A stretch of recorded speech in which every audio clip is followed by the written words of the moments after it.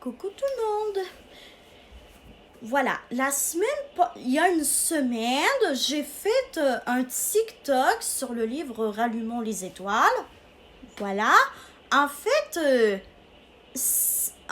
la semaine dernière, donc la semaine qu'on vient de passer, eh bien, je ne pouvais pas vraiment vous faire de vidéo parce que j'étais ultra chargée avec mes examens de fin d'année. Mais maintenant que tout ça c'est terminé, que demain il me reste une petite sortie de fin d'année et après ça va être mes vacances.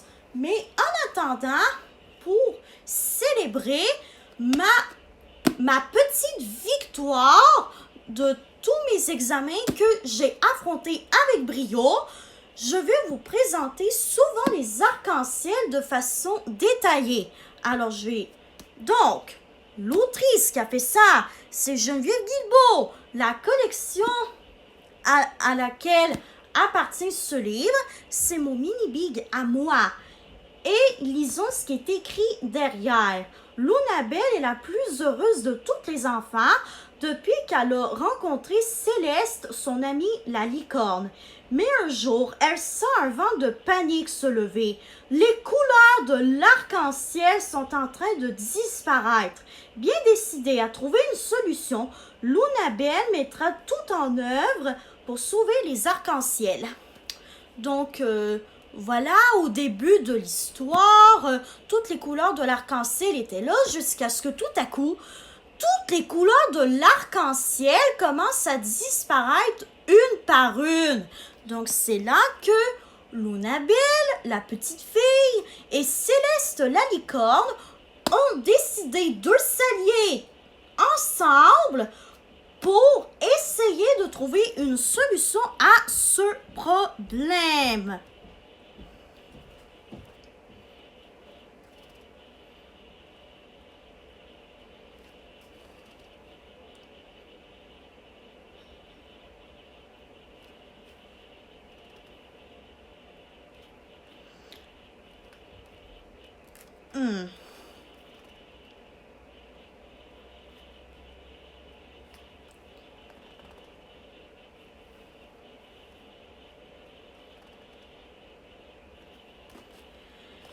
En fait, la première couleur qui a disparu au début de l'histoire, c'est le rouge.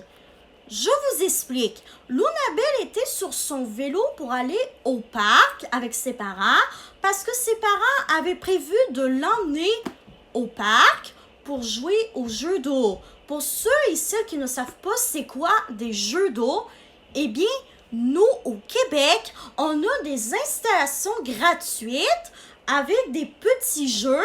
Lorsqu'on appuie sur un bouton, eh bien, il y a de l'eau qui sort. Et ça, généralement, ça fait plaisir aux petits-enfants. Lorsqu'il fait très chaud, eh bien, c'est ça, des jeux d'eau. Et je vais vous montrer c'est quoi plus précisément des jeux d'eau. Je vais même vous en montrer un exemple. Regardez, c'est ça des jeux d'eau. Pour ceux et celles qui ne savaient pas c'était quoi, eh bien, la prochaine fois que vos enfants vous demanderont d'aller, par exemple, la prochaine fois que vous voulez aller voyager dans une autre destination et que, par exemple, voilà, vos enfants, ils voient des jeux comme ça, eh bien, au moins, vous allez savoir c'est quoi des jeux d'eau pour la prochaine fois. Enfin, bref. Fermons la parenthèse. Et au moment où ce que Lunabelle est rentrée dans le jeu d'eau, eh bien, Céleste, son amie la licorne, que vous voyez ici, elle a senti un danger, ce qui est quand même normal, parce que quand on commence à constater dans l'histoire que voilà, toutes les couleurs de l'arc-en-ciel sont en train de disparaître, une à une, et bien voilà, quand Céleste a tout de suite remarqué dans sa forme licorne en peluche que voilà, il y avait un problème avec l'arc-en-ciel du jeu d'eau, eh bien, elle a décidé d'avertir Lunabelle en essayant de se transformer en licorne, mais c'est parce que dans les romans, comme ça, il ne faut pas que les adultes sachent la forme réelle de Céleste. Donc, en gros, ce que Lunabelle a appris lorsqu'elle avait reçu Céleste dans le premier livre, Rallumons les étoiles, que vous pouvez bien sûr aller voir dans ma toute dernière vidéo. Eh bien, en fait, si les adultes, ils apprennent que cette peluche est une réalité une licorne, eh bien, Lunabelle, elle est fichue. Voilà. Donc, enfin, bref, au fil de l'aventure de Céleste et Lunabelle, évidemment, il y a de plus en plus de couleurs de l'arc-en-ciel qui disparaissent.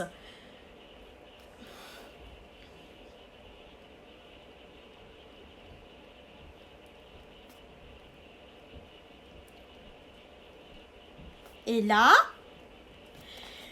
sur cette table, il est censé d'avoir une pierre magique qui permet de colorer toutes les choses dans l'environnement qui entoure Lunabelle, Sabrina, qui est la meilleure amie de Lunabelle, Céleste et compagnie. Eh bien, elle a disparu, la pierre arc-en-ciel. Donc, voilà, elle s'aventure dans un endroit très risqué. C'est là qu'elle constate que enfin la pierre arc-en-ciel est là. Donc, enfin bref, j'espère que ça vous aura plu. Et si vous voulez que je vous spoil la fin, donc voilà, eh bien non, je ne vous raconte pas. Je ne vous révèle pas plus de punch, donc voilà, ne pas révéler tout le punch, ça veut dire ne pas spoiler, voilà. Donc je ne vous spoil pas plus de détails de toute l'histoire, parce que si vous voulez savoir davantage sur toute l'histoire, allez vous procurer souvent les arcs-en-ciel. Et dès que j'aurai un petit peu de temps cette semaine, eh bien, c'est sûr que je vous ferai une critique littéraire des emojis à l'école des grimaces. Donc, c'est sûr que, voilà, j'ai changé un peu de sujet à 2-3 reprises dans ma vidéo, mais bon, je n'avais pas le choix de le faire, voilà.